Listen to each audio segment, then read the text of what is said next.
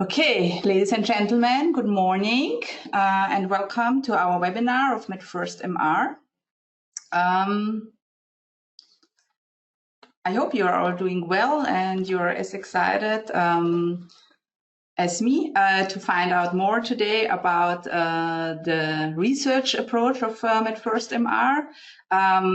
It is the first of a series of 3 webinars that are upcoming, today about the project in general and the research approach, and the next one on the 3rd of May on the technology approach, and then we talk in the final webinar about end users, as these are the 3 aspects of our project as well. And today we start with the project introduction and the research approach.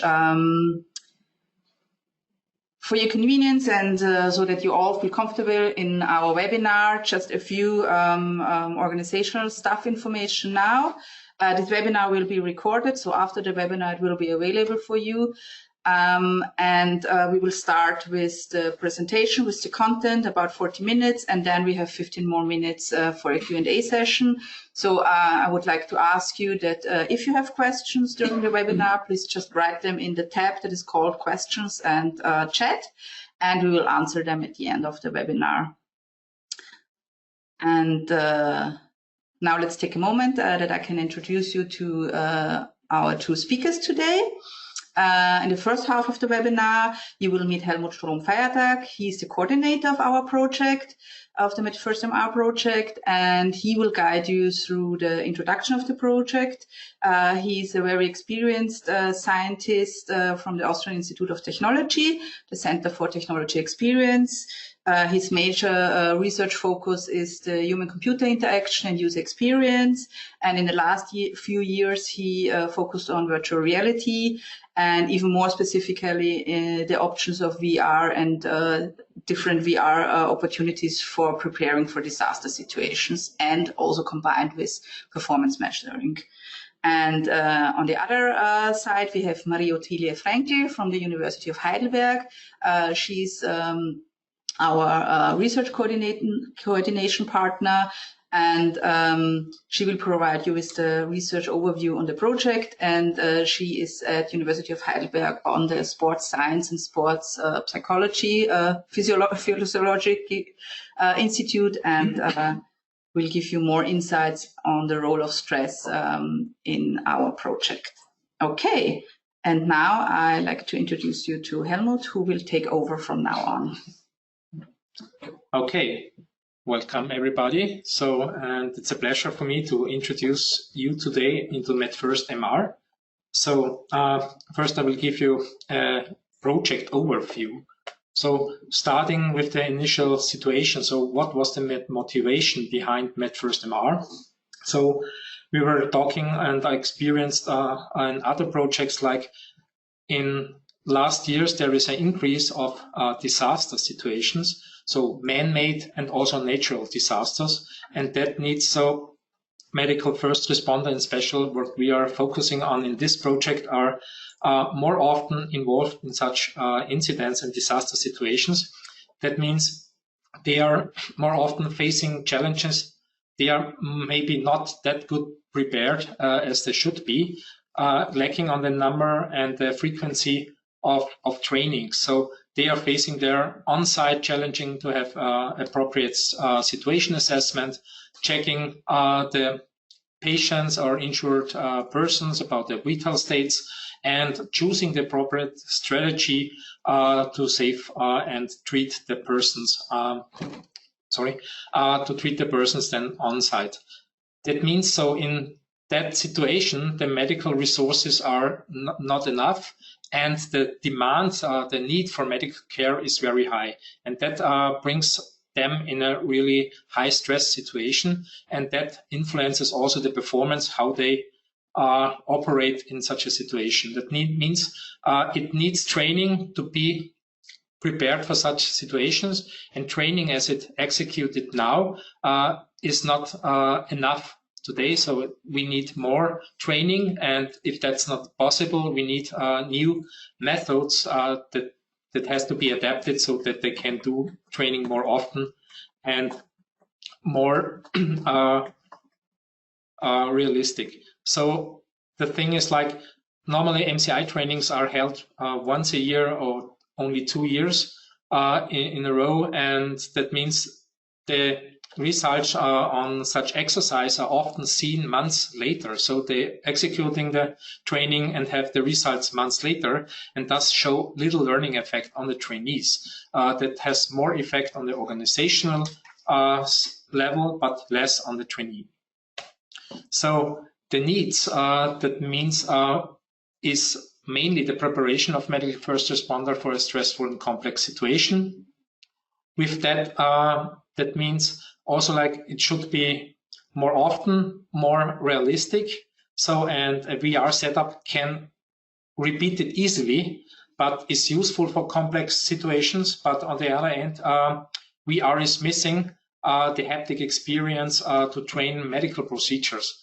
So with this, we want to prepare medical first responder better for these stressful situations that will raise the resilience in such situations, and to at the end, the effect will be that they perform much better. So about the project itself, so it's a Horizon 2020 project called Med1stMR. So with this project, we want to transform training to better prepare medical first responder for stressful and highly complex disaster situations using mixed reality. So we are going for an innovative mixed reality technology and combine real-world patient simulation mannequins with virtual reality. So to overcome this limitation of virtual reality and also provide haptic feedback so that also medical skills can be trained in this training environment. We have a multidisciplinary consortium. We received the funding of 7.8 million and is coordinated by AIT. So, and as my person, I'm the coordinator of the project. Here is an overview of the multidisciplinary international consortium. We have 18 partners across 9 EU countries, and we are widespread over the European area. And what we have is 3 main areas we are working on. So we have on the one side, this overarching aim is the research that makes the connection between the technology and the end users. So, and the focus is very strong, put on the end users to continuously involve them in the project, in the analysis, testing, and evaluation phase. And at the end, then also like using the field trials to get the feedback for further developments. Okay, here, then you will see now that the map of our 18 partners across the 9 European countries. And as mentioned, we have these 3 focus areas between the research partners, technology partners, and 7 end user partners involved in the project. So then I'm not talking too many about the aims and the goals, so I will come most to the main goal of our project, provide a solution for better prepare medical first responder for mass casualty incidents. So the solution and in the center, that means we are going from an advanced virtual simulation training using mixed reality. So in this mixed reality, this is the center part of our project. We are including this medical patient simulation mannequins so that trainees can also experience the haptic feedback and can do their medical procedures and skills haptically as it would be as with a normal mannequin, close to reality. On the other side, we have also like this smart scenario control. That means we don't have let's say a static scenario. So this scenario, when it runs, can be altered in real time and adapted to the needs. And also like the first responders are equipped with vital sensors measuring their conditions, and that could be used to alter the scenario for the adaptation. Together, the mixed reality solution and the smart scenario control builds the base to come up with a training framework and a library of scenarios that could be used in education and training of medical first responder. So I will go into detail about the first component of the solution. This is the mixed reality training system. So we want to develop an advanced mixed reality training system for medical first responders. So that should provide haptic feedback by the integration of the VR-enabled mannequin. We also integrate wearable technology, so smart devices for monitoring the trainees' physiological and psychological state computed out of these biosignals. So that means strain and stress during the training they experience, and that what is detected by the biosignals. So we also want to provide user information for the debriefing session, so all the things are recorded in this solution. The second part is the smart scenario control. So everything that happens is recorded and analyzed simultaneously to the training. So they are wearing the chest belt, like measuring the biosignals, and on the dashboard the trainers get the information how the conditions are they stressed or not, and how the user perform, and based on this information he has a user interface then to adapt the scenario, make it more or less difficult, and to provide a better training, and the better training leads then at the end to a better preparation of an emergency. So the third part is the debriefing solution. So everything is recorded corresponding to a timeline, and then with all the event logs you can jump into that time what is relevant for you, and that let's analyze together with the medical first responder, with the trainees, what happened and why it happened, and if all the procedures are executed right. So all this together is our innovative training approach, and this shows like one cycle of a training. So the trainees go into the mixed reality, do their training, are controlled simultaneously by the trainer. So the trainer has an interface to interact with the scenario, and also like with the story, and can adapt it to the needs. And all the things are recorded, and the final part will be then the debriefing afterwards to deepen the learning and to better prepare them for the next cycle. So the mixed reality environment. So this is like what we have is a 10 by 10 meter area. So where the trainees are in. So we can immerse in that environment up to 4 trainees and simultaneously. This mixed reality provides a computer-generated environment on an area of 10 by 10 meters, and bystanders, vehicles, responders, and all the things are animated and simulated in there. So the left picture shows also like the equipment of the trainee. So he has wearing a head-mounted display. He has sensors on the hands and legs for the body tracking, and also on the back, and is wearing a chest belt for the biosignals. Every information, every signals, and the visualization is transferred wirelessly, so there are no heavy backpacks for computers anymore. In the center, there is the view. You can see the view of a trainee in the mixed reality. So everything he sees is virtual, but behind some of the virtual objects, there is a physical representation, and this virtual physical representation has to be kept synchronously during all the training. And that is the benefit of this solution, so that some of these objects are really physical and can be trained in the medical procedures on that. So this system follows the mixed reality approach, also called augmented virtuality. Everything is virtual, but some virtual things are represented, or you can feel in this. And with more realistic, that deepens the immersion, that provides a better learning experience and a better preparation than also like for the trainees.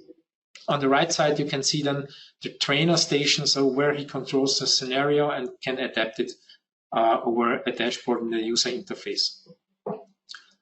We have also developed a second single prototype, so to test out features in advance. So these things they are here tested out can then be transferred to the large training system.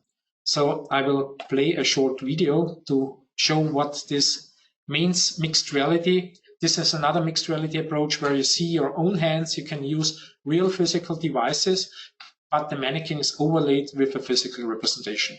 We are using a green screen so that everything that screen is cut it out and represented virtually and has a virtual overlay, and everything that is out of this green area is also cut out and replaced with the virtual environment. This is the view of a trainee that is entering the scene. He sees the person, the injured person, lying on the floor, and we have created a Wizard of Oz, so everything, the progress of the injured person is controlled manually, but for the study it was quite enough. So the user can control the status over user interface. If he gets too less oxygen, he can color the face or lips blue, can raise the chest or close the eyes, so if he falls unconsciousness. The stethoscope is tracked, so depending on where you place it, you will hear the different body sounds, like the lung sounds here. And you can also use then the ambu bag, so for ventilating the patient, so that changing the breathing sound and the chest expansion. All these things are controlled manually. On the left side, you see what the trainee will see. On the right side, that how it is for an observer. So we are using multisensory, that means ambient sound, use of realistic tools, haptic with the mannequin, and also an olfactory stimulus, so you can smell gasoline, petrol, smoke, or also maybe blood of an injured person. The trainer can also do role playing, so speaking as the patient and lips moving then synchronously of that what he is talking. So this MR approach is different to the other ones, but it gives us plenty of opportunity to test out things in advance, and that what works out quite well can be then transferred into the large training system. So this is now the introduction of the mixed reality system. At the end, I will transfer then over, or make the transition to why stress is relevant. So that is, of course, obvious, because we want to prepare medical first responder for stressful situations. So that means we have to put them in such situation to train to cope with that. So that means stress is the imbalance between the individual's demands from the environment and their own individual coping resources. So for a training, the simulation must be able to create this stress situation realistically so that it's perceived for that. The main thing here is like we have to determine whether training scenario is stressful or not for the trainees, and that approach we have chosen here is measuring it with biosignals if the trainees are stressed or not. And this allows then also with these signals the feedback loop that could be used to visualize the stress level for the trainer so that he can alter the scenario. And we are working also like an artificial intelligence approach for a smart scenario control that gives you recommendation what the trainer should change to, let's say, provide a less or more stressful situation. So then what we are using, therefore, is like we have developed an own sensor that is measuring the ECG on the chest. So, and with this, the heart rate variability, and is extracted from that signals. Also, like the respiration rate can be extracted from that, and is used as main source. For the calculation of the stress score. We are also using movement detection, so to make these things are more reliable. Okay, then I will hand over now to Ottilia. So hello everybody from my part, from the part of the team of the University of Heidelberg. Thank you, Helmut and Birgit, for the introductory words.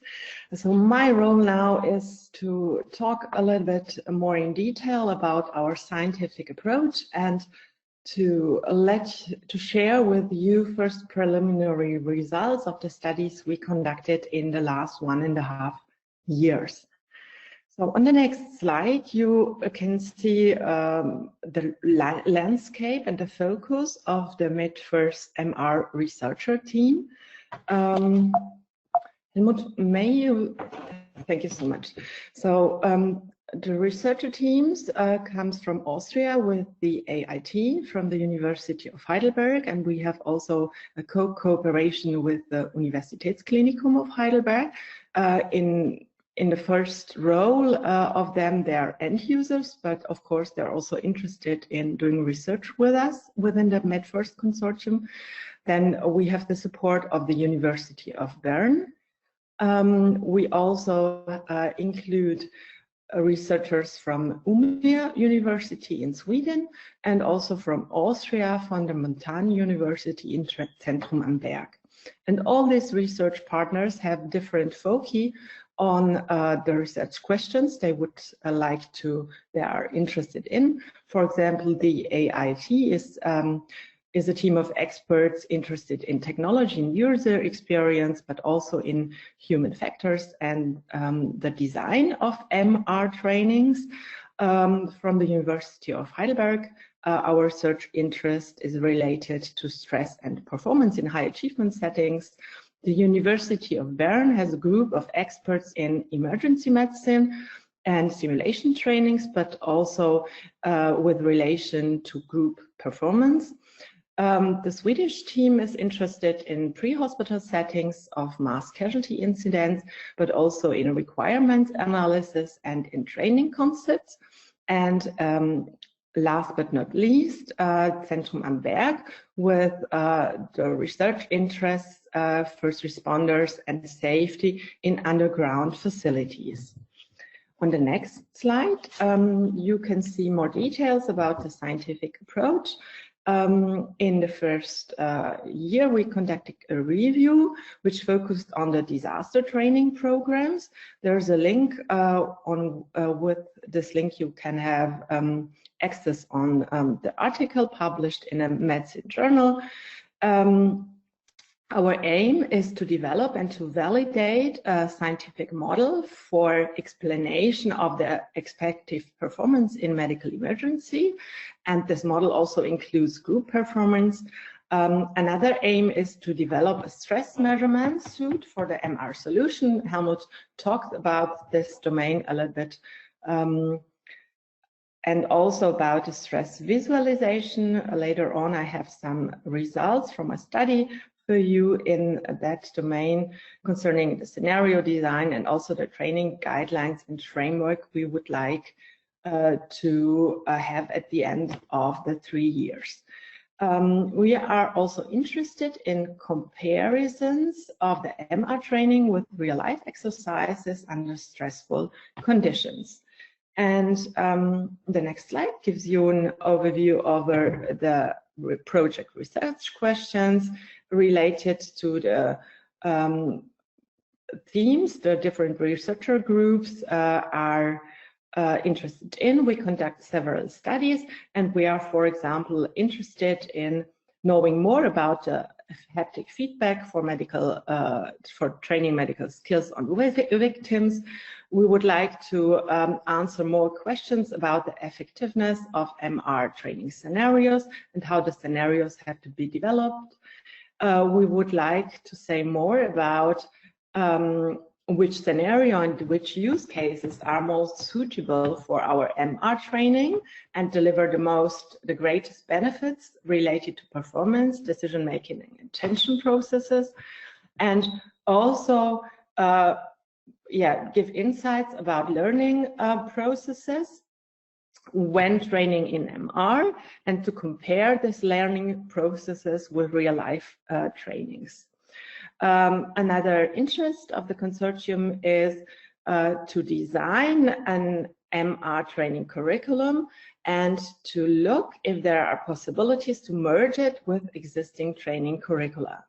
And the overall aim is to reduce costs with this kind of training and to show how this MR training may benefit to justify this effort, which we are doing within the consortium. All studies are related to an overall scientific model. I've talked to you earlier on that model. This model is called a model of effective performance in medical emergencies. The abbreviation is EPMI. And on the left side, you see that it is stated there are several human factors related to the persons acting in this situation, but also to the context or to the organization they belong to, but also to the society in which they train or in which they work. The main three psychological constructs in which we are interested are attention on the one side, then decision-making on the other side, and the influence of both psychological constructs on action. And all these three domains are intertwined with each other, they interact. And we know from earlier empirical studies that if persons are under stress, their attentions worsen. So they are not able to look on goal-directed stimuli, but they pay more attention to stimulus-driven processes, and this worsens the decision-making of the trainees, and this has a bad influence on their behavior and on their actions. And one possibility to reduce these negative side effects of stress is to put more extra effort, extra mental effort in. This means you have to self-regulate yourself. There are persons being very good in this task that can self-regulate themselves and they easily handle stress. And in this project, we would like to know what the characteristics of these persons are and how we can learn from these persons in order to enable more persons to act adequately under stress. So on the long run, beside this identification of contextual human factors and beside giving more insights into the interrelation of attention, decision-making and action with this model and with the validation of the models in the field trials, we would like to better conceptualize a training framework and to formulate a curriculum with messages how an MR training has to be conducted in order to be very efficient. So on the next slide, you can see some first pre-studies we conducted within one of the work packages in the first 1.5 years and first results of these studies. First, please let me introduce you in a study where the University of Heidelberg has the lead. I would like to present you the RED study. RED is an acronym for Recovery, Decision and Decision Making. And in this study, which is under review in the Journal of Occupational Health Psychology, we have investigated a sample of 146 medical professionals. We have conducted an EMMA study. This means it's an approach called ecological momentary assessment via their own mobile phone and the software on their phone. We asked them online before their work shift and after their work shift several questions. And these questions were related to work demands, but also to their effect at work and after work, but also to the decisions they made during the workday, and also related to leisure activities and the things they are doing after the work in order to be more recovered and to be refreshed for the next working day. And please let me introduce you to the main results. We have seen within the studies that tiredness and stress and negative effect are quite high in the subsample of frontline medical staff professionals compared to levels or to mean levels in daily life.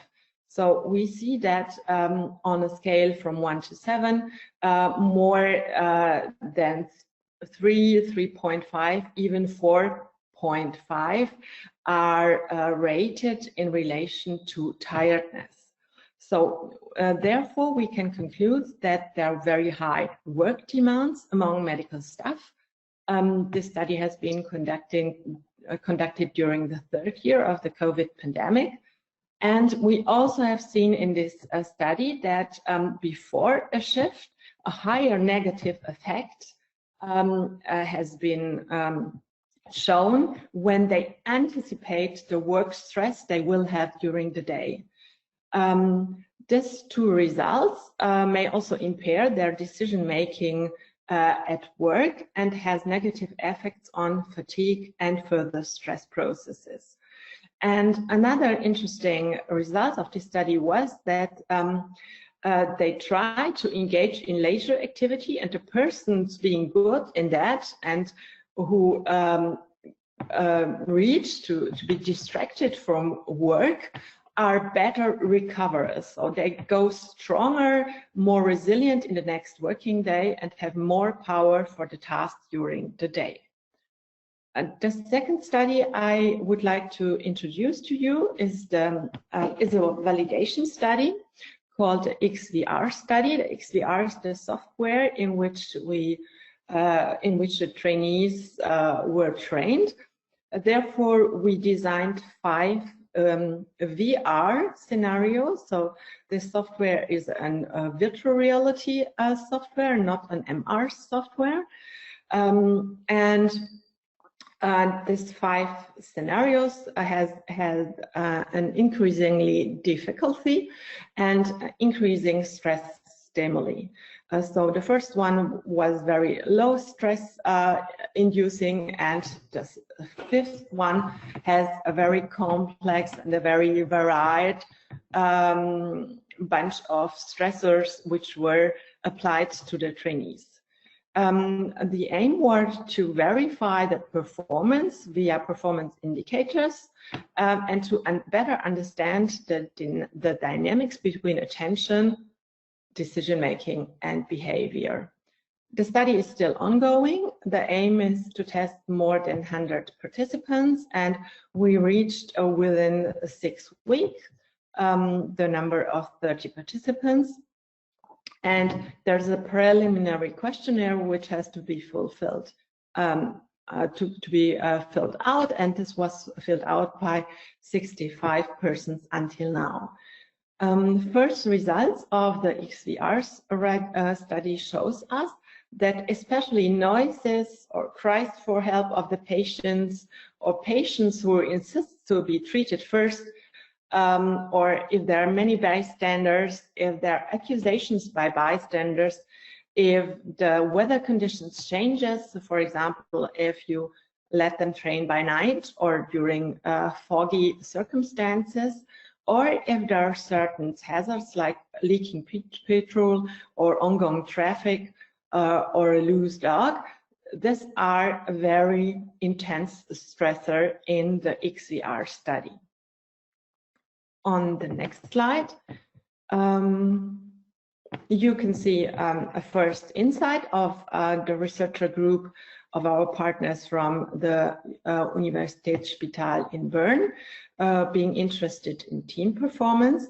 There we have a 3-step research approach. First, the Berner team conducted expert interviews with, on the one hand, training experts, but also with team experts, with researchers being interested since several years in the domain of team performance.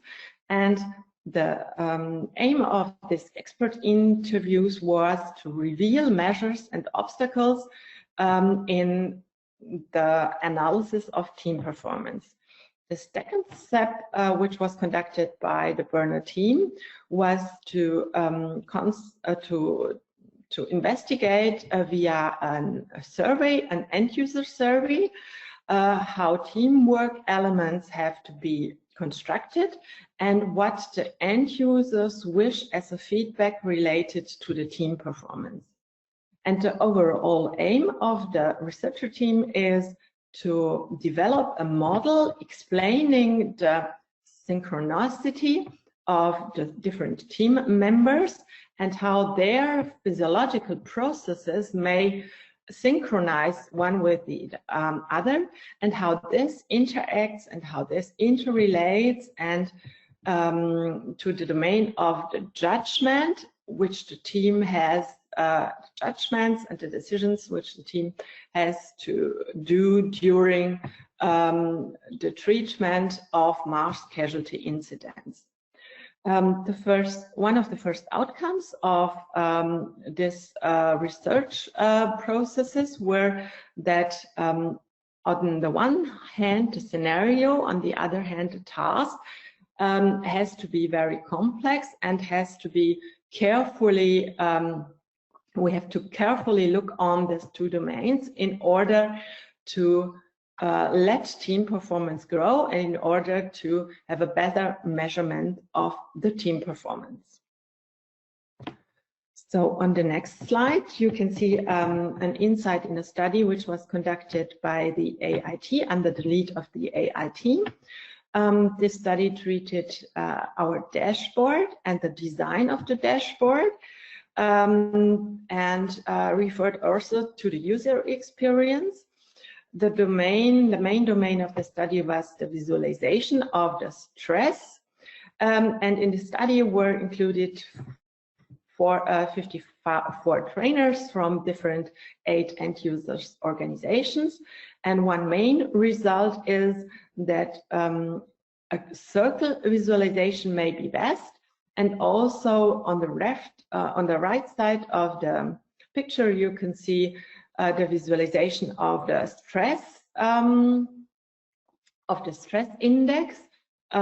Green means that the person is not that highly stressed.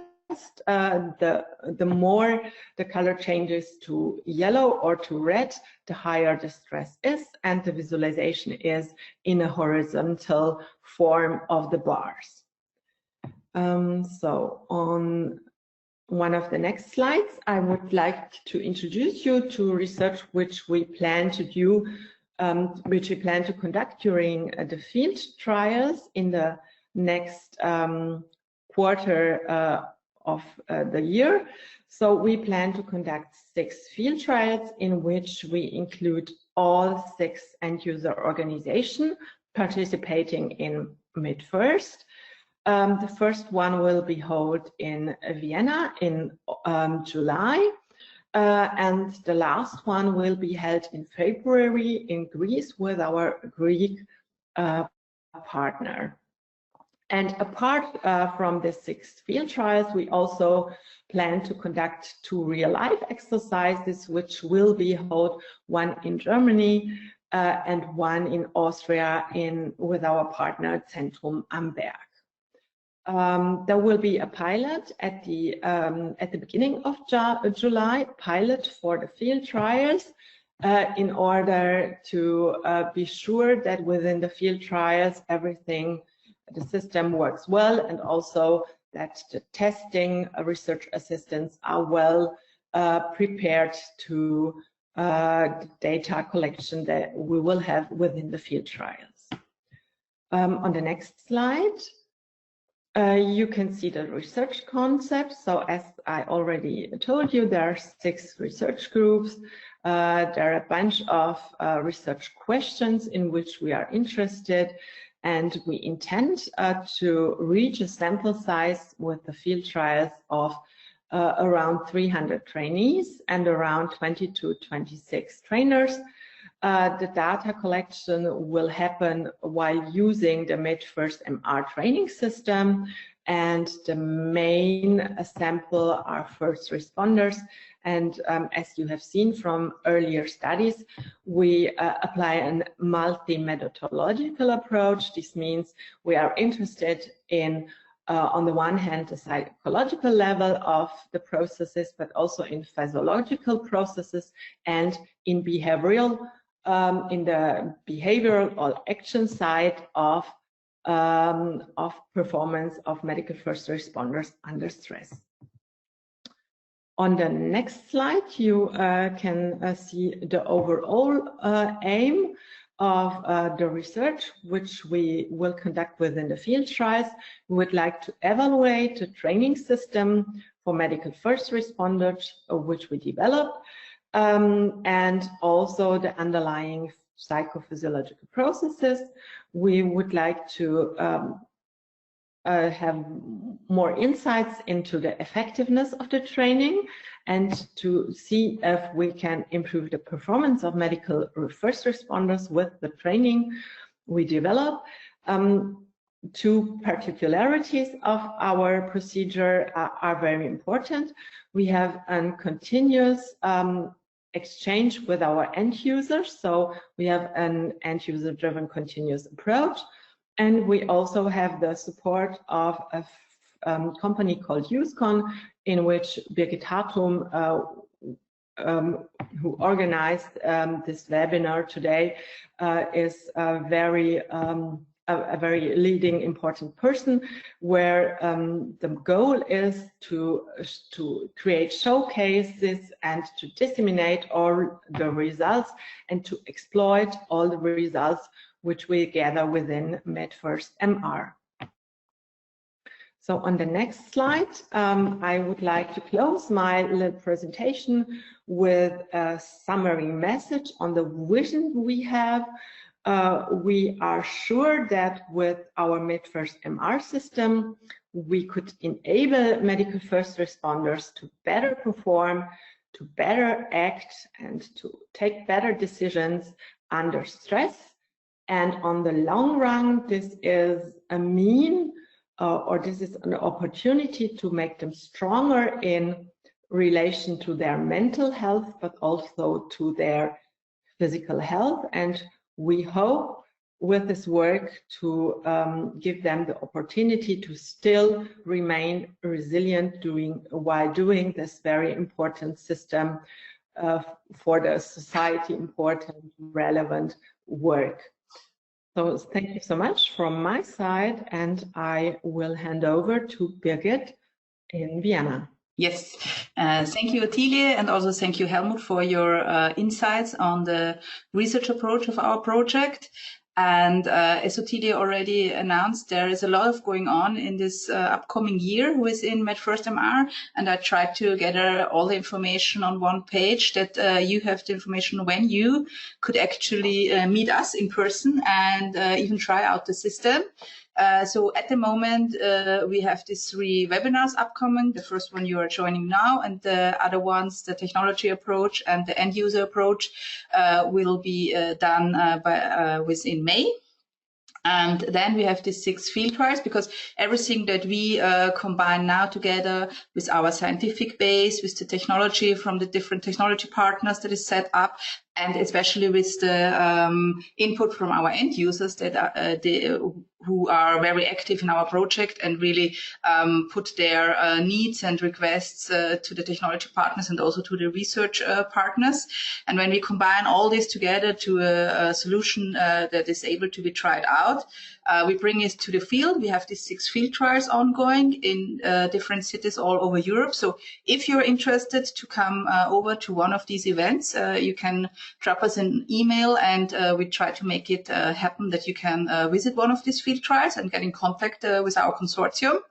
Then, like Ottilie told us, we have these 2 real-life exercises, because we want to compare what we do in the mixed reality with what is nowadays trained in real life, and what are the differences and which system is better for which situation.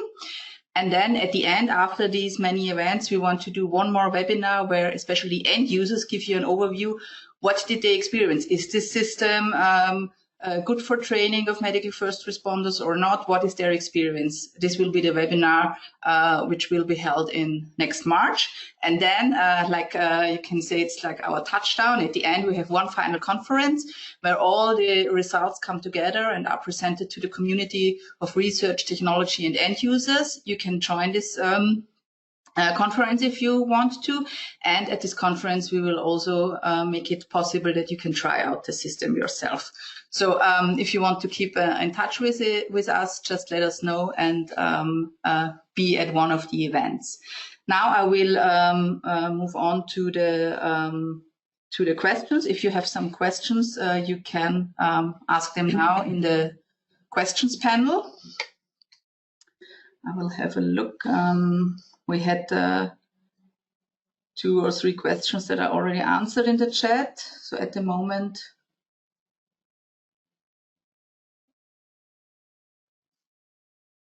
I don't see any new questions.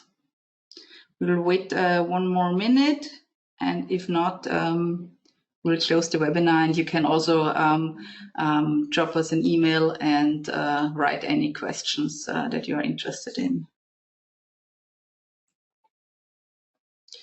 I think the most interesting part is getting together this scientific, technology, and end-user approach, and then seeing that a real usable technology is being produced that can be used in trainings. And like Ottilia said, we will have about 300 trainees in this training. So a lot of people will try it out and really do triage in a mixed reality system with the mannequin and the VR environment. And that's actually what we are looking for within the next 12 months. Okay. How many trainees at once are possible? At the very moment, we have it to 4 trainees, but typically as a team of 2 together as 4 people. And probably you can remember the pictures we have seen. All of them are just having the hand sensors, foot sensors, and the little sensor on the back and the head-mounted display.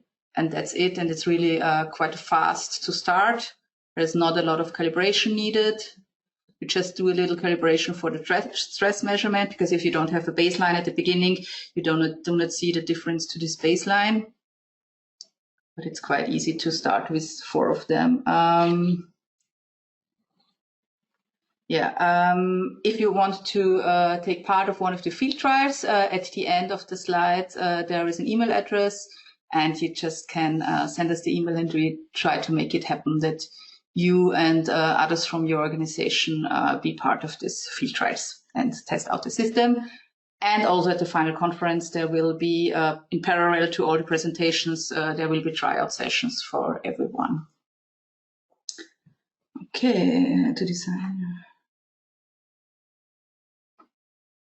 Yeah, the next question is if it's really possible to design a European mixed reality training system that fits to all European end user organizations. Well, it's no, it's not possible that it fits to all organizations, but it's possible to create a standard where the different organizations can start with and then adapt it to their own needs. The good thing within mixed reality or in virtual reality is that with a scenario designer, and that was also produced within the Med1stMR project, is that you can design the different situations and scenarios, and even during the training, the trainer can adapt it to the needs of this certain trainee group. So it's not only adapted to the organization itself, but also to the needs of this certain training and this certain group, because we consider the stress of the single trainees within the scenario. Okay. Yes, the next question is if we can adapt the scenarios to the needs of the users regarding the environment. Typically, you start with one general environment. You have to select, for example, it's more an open landscape, or it's within a city center or wherever. So you have the general environment, and within this environment, you can adapt what is happening, for example, if there is a crashed bus or if there is another disaster situation. And you can, within the scenario editor, you can decide on the different assets that are placed. So it's really quite a drag and drop system where you decide where the situations are happening. And the idea is also, and that's very interesting for the end user organizations, that you can prepare the different injury types and also the evolvement of these injuries. So what is happening after the treatment or without the treatment, all that stuff. And you design your flow of the scenario and prepare the training for your training group. So yes, absolutely. And from a open science point of view, the idea is also that in the future that these different scenarios can be shared within the different organizations. So that this would be kind of a European approach, that if one organization from one country is producing one scenario, because it is work, it's not that hard work, but you have to do it to prepare it, that you can share it with another organization, or even combine the different needs of, for example, of organizations that work together also in real life because they are close over the borders. Okay, a question to Helmut. Can you describe user experience and design of the training a little bit more? Yeah, okay. This is quite a generic question, but user experience is like, they have several dimensions. One is the experience of the immersion. So if they really feel in the scenario, they can dive into that and take the situation serious. So this is one of the main things, and also related to the training and the context is like what they want to have to do should be done as natural as possible. So no, let's say no controllers are included there. They will do the most things naturally with their hands, but some things also like virtually. And to keep a good user experience and not breaking immersion and having a long training in advance how to operate the system. So these are the key aspects in that. So jump into that scenario, no long introduction, and start with that. What you're aiming for is like starting with first triage and then go over second triage, medical post, and training these medical things in that situations. That means from the experience from the trainee. And there's also the experience from the trainer, because they are not using mixed reality now for training. That means also like they need an appropriate user interface to interact with the trainees, like giving the commands, making like also like all the surrounding is simulated, like radio calls from a command center, things like this. So everything that gives a better impression to that they are in a real disaster, and also like control interface to the trainee so that he can, let's say, lead them through the training scenario. That are the main things from the user interface and the user experience for both. And at the end, there's also like the user experience then in the debriefing. You have everything recorded. You can change the perspective afterwards. It's no video. It's a real 3D recording. You can pause the situation. You can change the view, and you definitely can go into details why it happened and what it happened, and it's not only more they remember what they have done, so you can see it, and that gives quite a better basis for discussion than in the debriefing. Yeah, thank you, Helmut. We have one more question about how many trainers are needed. So the trainees we already know, but how many trainers do we need for such a system? Yeah, let's say at the end the dream is of having one trainer there. That depends a little bit on the development. We are now in the development phase, because when you have virtual patients, it's the thing how they react to you. Are they talking to you? And everybody knows virtual avatars talking to you nowadays is not convincing as realistic. So that means the idea is, as we have seen in the green mannequin in this small prototype, that the trainer can talk over a microphone as a patient. And sure, if you have 4 trainees in 20 victims, maybe you don't know to whom they are talking now, which are the injuries of them. So either you have a really good interface that enables the trainer to do all the things, or you need a second trainer to support in that tasks. Or at the end, maybe in future we will have ChatGPT and you can ask them every question you want. So these are the things what the future will bring, but we are working on that to keep it, to reduce to at the end with one trainer. Maybe he can start pre-recorded answers, because normally in first triage you have more or less a standardized procedure, but more or less you don't know what the trainees really will ask in such a situation, and then giving them a response so they can work with it. So this is the main aim of the system. Okay, yes, thank you, Helmut. Yeah, that's right. We made the experience that you probably need less trainers for the preparation and all that stuff, but you need well-qualified trainers for the actual doing, because they have much more information, they have the trainer dashboard, they can decide on much more performance indicators, but make the training by this quite more useful. Okay, so thank you. I think also with the questions and also regarding the timing, we are quite at the end of our planned webinar. Thank you very much for listening and also for your questions. We hope you enjoyed this information and probably will join us either in the next 2 webinars or even in person at one of the field trials or the final conference. I will close now the webinar and the recording will be sent to you afterwards. Thank you very much. Thank you. Thank you. Bye. Bye.